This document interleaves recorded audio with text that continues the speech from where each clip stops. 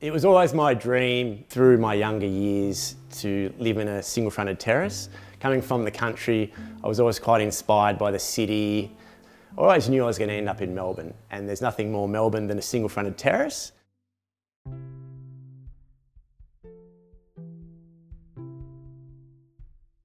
My name's Dan Gayfer, and this is my home that we renovated in 2014-2015.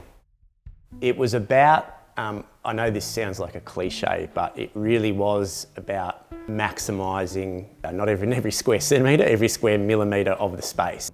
So yeah, it was about maximising and or more so not wasting space, so not having things that we didn't need. A good example is a walk-in laundry.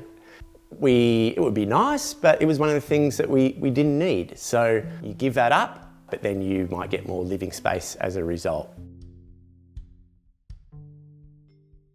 We demolished the entire building other than the original front two rooms. Those front two rooms became the kids' bedrooms. And then following that, we placed the bathroom. We introduced an internal courtyard. The location of that filters light into that second bedroom, filters light into the bathroom, it also filters light into the dining room. You walk into the dining room, the kitchen is centrally located, and then I'm sitting in the living room. The reason that we did land on this was the centrally located kitchen.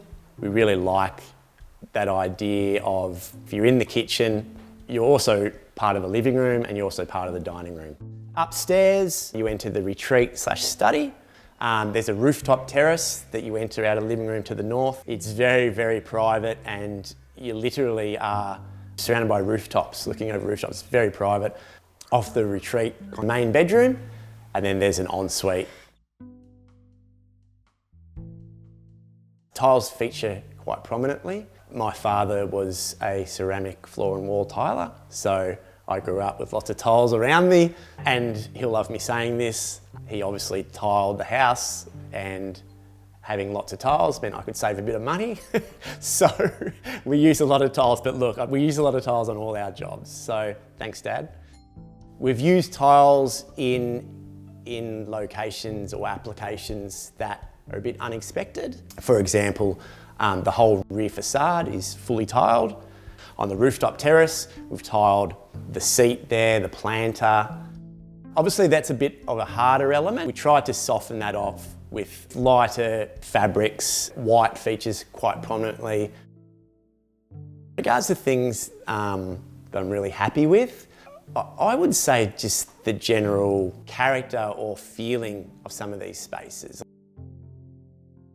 Sitting at the back of the house in the middle of summer, the trees, they're starting to take over the courtyard and starting to creep inside, and it's just sitting there over the years, and it's just a really peaceful feeling, and just comfortable, and just nice. Just things just feel right, and they're things that you obviously can't gauge that sort of thing when you're designing a project. You've got to wait until it's built, until you live in it, until you really start to appreciate what you've created. I've been able to discover these moments over the years, which hopefully I can draw from in other projects. Once you close it, and then walk back this way. Yeah. So come. I can walk through this way, and then come back, close. Yeah. I thought that's what you meant you were going to do.